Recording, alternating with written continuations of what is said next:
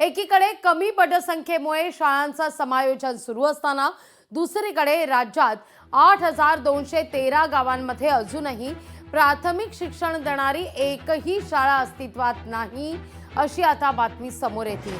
इथल्या मुलांच्या शिक्षणाचं काय, भविष्याचं काय हा प्रश्न सध्या उपस्थित होतोय।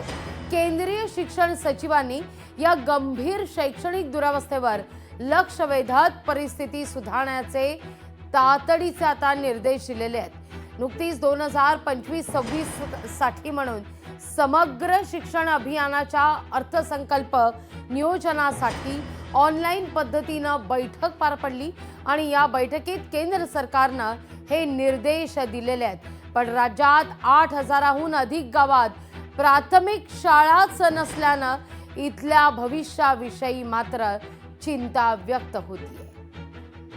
या सगळ्याविषयी बोलण्याकरता अतुल लोंढे आपल्यासोबत जोडले गेलेले आहेत। नमस्कार, स्वागत आहे तुमचं लोकशाही मराठीमध्ये। काय पहिली प्रतिक्रिया या सगळ्या मुद्द्यावर?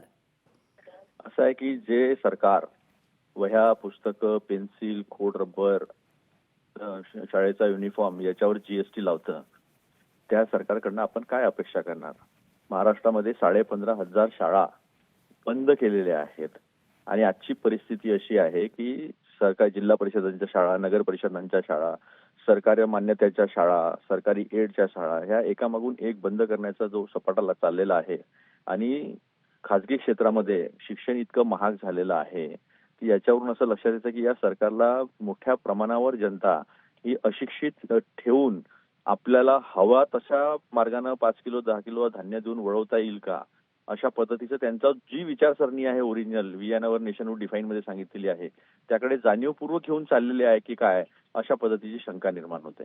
आपण जी माहिती सांगतात की 8,000 गावांमध्ये शाळाच नाही आहे, हे शाहू फुले आंबेडकरांच्या, सावित्रीबाई फुलेंच्या महाराष्ट्रामध्ये जिथे शिक्षणाच्या क्रांती झाल्या, जिथे सरकारी शाळांमधनं मोठे मोठे शास्त्रज्ञ घडले, रयत शिक्षण संस्था तिथलं उदाहरण आहे, पंजाबराव देशमुखांचं शिवाजी शिक्षण संस्था, अशा 101 नावाजलेल्या संस्था आणि ज्या महाराष्ट्राचा इतिहास कर्मवीर भाऊराव पाटील यांच्या पत्नीने मंगळसूत्र गहाण ठेवून पोरांचं जेवण केलेल्या हॉस्टेलच्या, असा जाज्वल्य इतिहास असलेल्या महाराष्ट्रामधून जर अशा बातम्या येत असेल तर यांनी 11 वर्षात काय केलं हे जनतेसमोर स्पष्टपणे समोर आलेलं आहे। अगदी सर, खूप खूप धन्यवाद अतुलजी आमच्याशी संवाद साधलात त्याबद्दल। लोकशाही मराठी ऐका, पहा, जागरूक रहा।